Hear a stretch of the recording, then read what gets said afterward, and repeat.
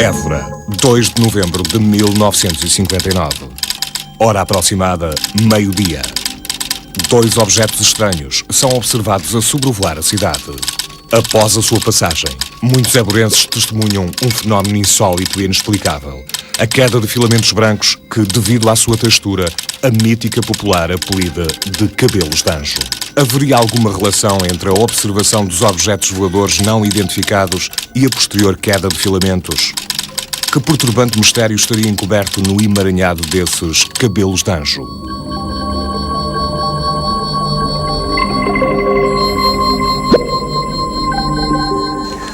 O caso de Évora, nos finais da década de 50, protagonizou um dos casos mais intrigantes e, quiçá, mais bizarros no âmbito da fenomenologia aérea não identificada em Portugal. Para além da presença de um objeto aéreo bem identificado em pleno meio-dia local, a presença maciça de uma massa imensa de filamentos brancos que caíram sobre a cidade veio trazer um novo cambiante a este tipo de ocorrência. Sobre esta ocorrência, o professor Joaquim Guedes do Amaral, à data diretor da Escola Industrial e Comercial de Évora, que presenciou todos estes fenómenos insólitos, escreveu um relatório que ficou oculto durante quase 20 anos. Que segredo inquietante guardaria esse relatório? Para percebermos melhor todos os acontecimentos que levaram à sua elaboração, vamos recuar no tempo, até ao dia 2 de novembro de 1959. Aquele dia estava magnífico. No céu não havia uma única nuvem e a visibilidade era excelente.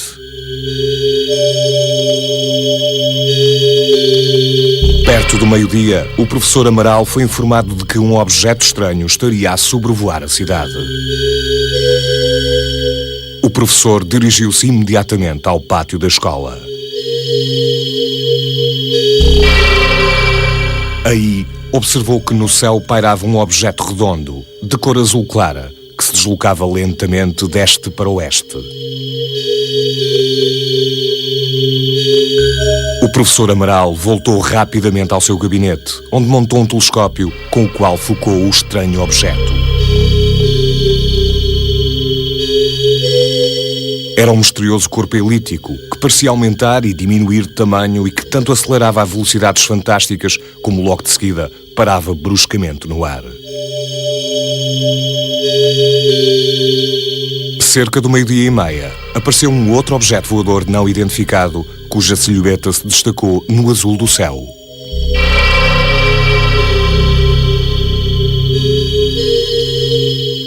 O novo objeto parecia ter um tamanho colossal e dava a estranha sensação de possuir um movimento ondulatório, semelhante ao de certas espécies marinhas que habitam nas grandes profundezas oceânicas. Pouco tempo depois, os dois objetos ganharam rapidamente altura e desapareceram, como se tivessem sido apagados do céu. Os presentes no pátio da escola viram então estupefactos como, de grande altitude e verticalmente, caíam do céu numerosos filamentos de cor esbranquiçada que formavam pequenos emaranhados e que popularmente ficaram conhecidos pelo nome de cabelos de anjo.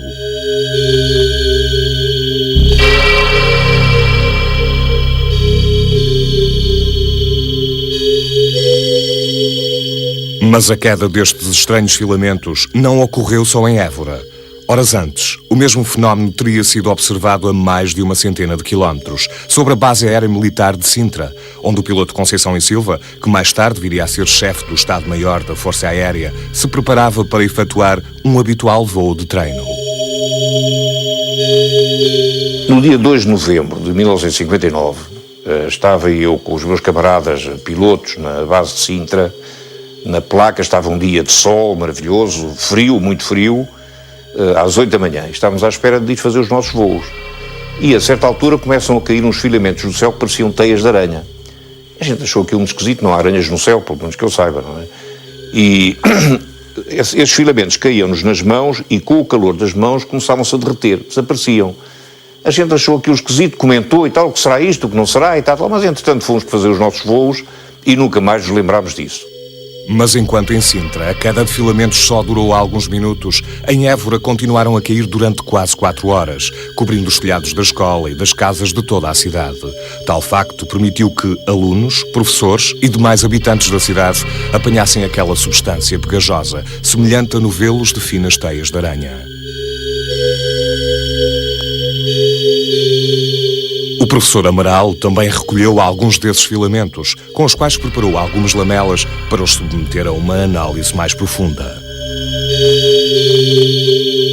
E qual não foi o seu espanto quando, ao observá-las ao microscópio, viu algo de incrível, algo que nunca tinha imaginado encontrar e que iria mudar a sua vida para sempre.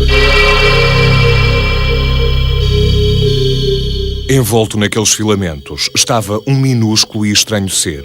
Tinha pouco mais de 4 milímetros de comprimento e era formado por um núcleo central de onde saíam 10 tentáculos, envolvidos por uma substância gelatinosa, transparente e ligeiramente amarelada.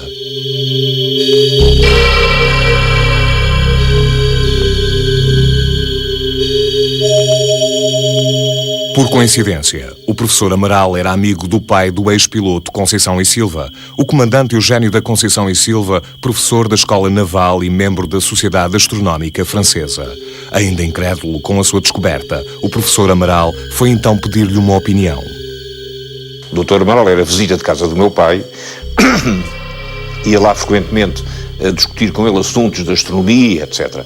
E lembro-me perfeitamente de, nessa ocasião, ter ido lá com as tais lamelas, terem feito a observação microscópica, de terem feito a análise espectroscópica, que não deu nada, que, digamos, como é que eu vou dizer, conhecido na Terra, tinha a risca de sódio, que é comum, mas não havia mais nada que pudesse identificar aquilo com qualquer coisa pertencente à nossa biologia. Aquilo tinha vida, parecia ter vida, porque quando se carregava na lamela, aquilo tinha movimentos, encolhia e fazia uma espécie de movimentos de reação à pressão. De facto, toda a gente achou aquilo muito esquisito, mas ninguém sabia o que aquilo era e a coisa ficou por ali. Entretanto, de forma a descobrir a verdadeira natureza daquele pequeno ser, o professor Amaral continuou com as suas investigações e contactou alguns especialistas que formularam diferentes hipóteses para a sua descoberta. Os únicos animais que me parecem semelhantes a este ser são os do tipo dos celenterados. Confesso, contudo, nada conhecer na biologia que me permita classificá-lo. Apenas posso afirmar que é um ser. Nada posso dizer sobre a sua natureza, pois desconheço qualquer coisa igual na biologia. Isto é um animal e, por consequência, fora da minha especialidade.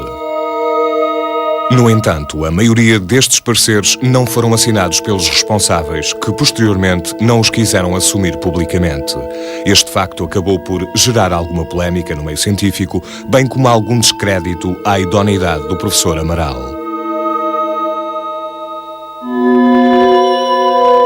A insólita descoberta acabou por transformar a vida do professor num verdadeiro calvário.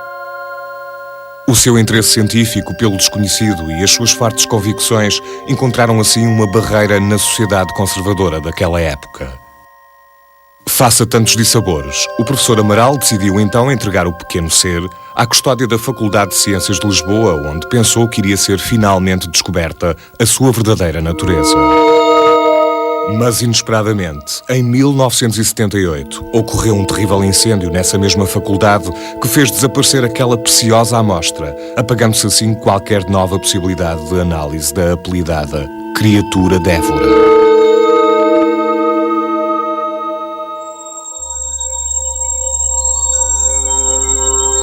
Vinte anos depois, este caso chegou ao conhecimento dos elementos do CEAFI, agora denominado de STEC, Centro Transdisciplinar de Estudos da Consciência.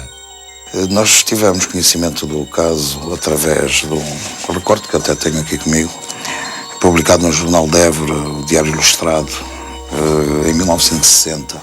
Um disco voador largou sobre Évora seres microscópicos e desconhecidos. A Faculdade de Ciências não consegue identificar o habitante do espaço.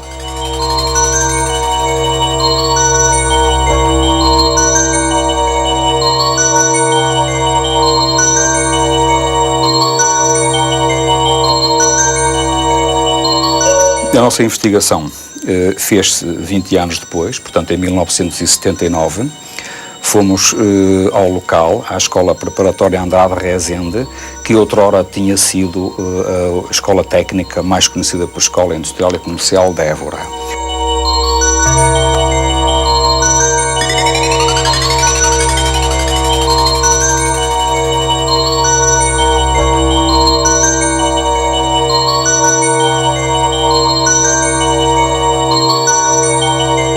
Então, fomos falar com as pessoas que conseguimos falar e que ainda lá estavam, que tinham observado a queda dos filamentos.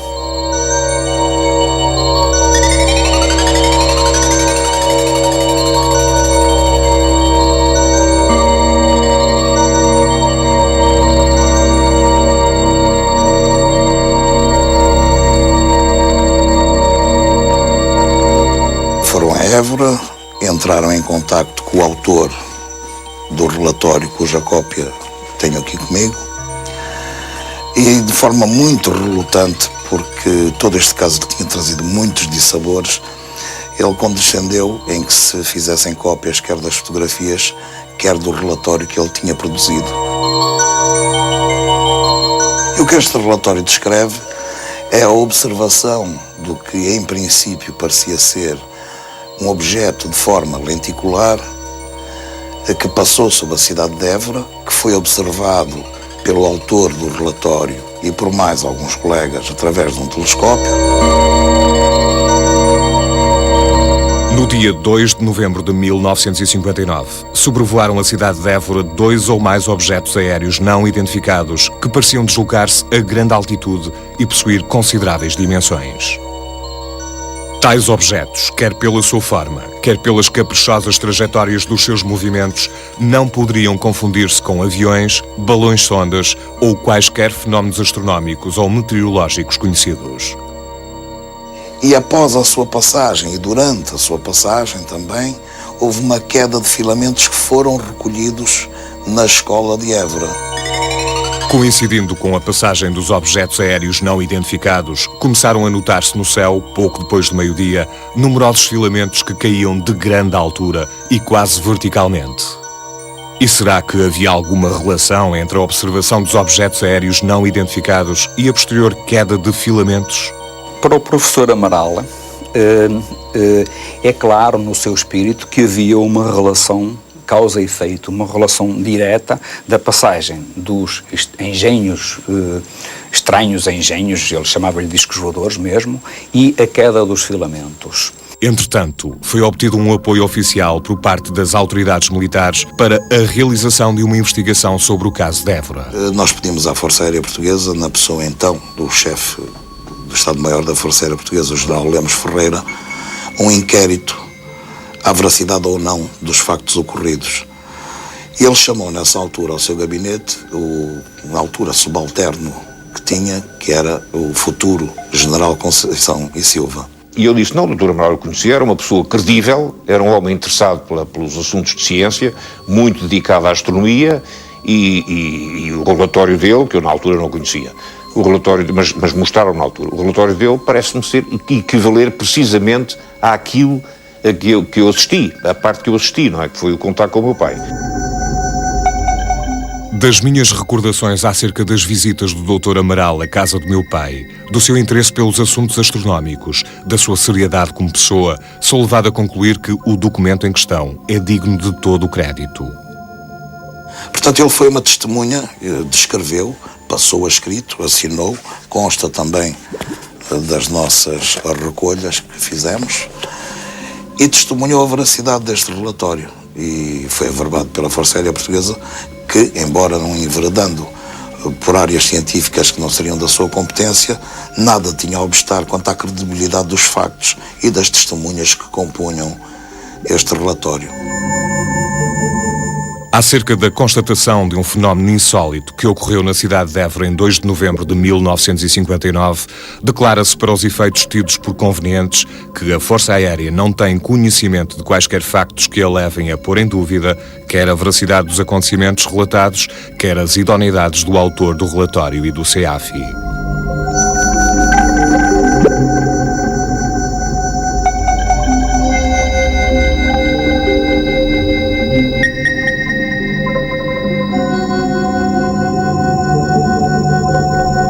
Mas afinal, o que é que realmente seria aquele estranho ser microscópico encontrado entre os filamentos que caíram sobre a cidade de Évora em 1959?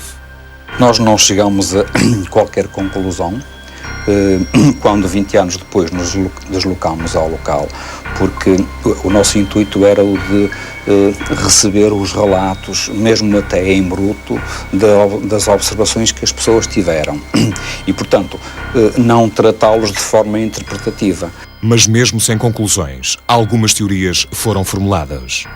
Nós chegamos a pôr a hipótese, e tudo isto é o ramo das hipóteses, que poderiam haver colónias que sobreviveriam nas altas camadas da atmosfera, já em transição para o espaço, e que viriam a cair sobre qualquer lugar da Terra por ação da gravidade normalmente. Há objeções a esse tipo de proposta, há a questão do calor e do frio, mas também há contrapartidas que se podem pôr, porque hoje sabemos que há bactérias que vivem a altíssimas pressões nos fundos marinhos, próximo de erupções vulcânicas com temperaturas de água a 300 graus. Descobriu-se há pouco tempo bactérias que transformam diretamente a luz solar em energia. Portanto, é uma hipótese que no maravilhoso mundo da vida não é de descartar na totalidade. Outros autores sustentam que não seria bem da ordem do reino animal, mas sim do reino vegetal. Quer pela sua constituição, por alguns parâmetros que o relatório contém, ou também é uma hipótese viável. Outros descartam essa hipótese porque a reação seria demasiadamente rápida ao suster a lamela para ser uma entidade do ramo vegetal. Poder-se-á contrapor que a drosera, a planta carnívora, também tem uma reação rápida ao fechar a mosca ou outro inseto que caia nas suas garras. E à luz da ciência atual, o que terá a dizer o professor Dr. Carlos Azevedo, a quem o STEC pediu em 1980 um parecer científico sobre este caso? Da análise que fiz às fotografias, eu verifiquei que essa estrutura, ou micro-organismo, como era chamado, ou organismo desconhecido também, como foi citado, era constituído por um corpo com 10 braços, isto é, um corpo decarradial, semelhante a uma estrela do mar. As fotografias não mostravam esse corpo com qualquer tipo de organização celular. Não vi nenhuma estrutura que pudesse sugerir que se trataria de um organismo unicelular. E hoje, decorridos quase 50 anos, voltando a reler aquilo que escrevi, eu volto a afirmar: poderia ter sido um organismo se eventualmente tivesse sido bem preparado. A verdadeira natureza do estranho ser de Évora nunca foi descoberta. E como o próprio professor Amaral referiu no seu relatório, o problema ficará tão insolúvel como até aí. O mistério permanecerá tão denso e impenetrável como anteriormente.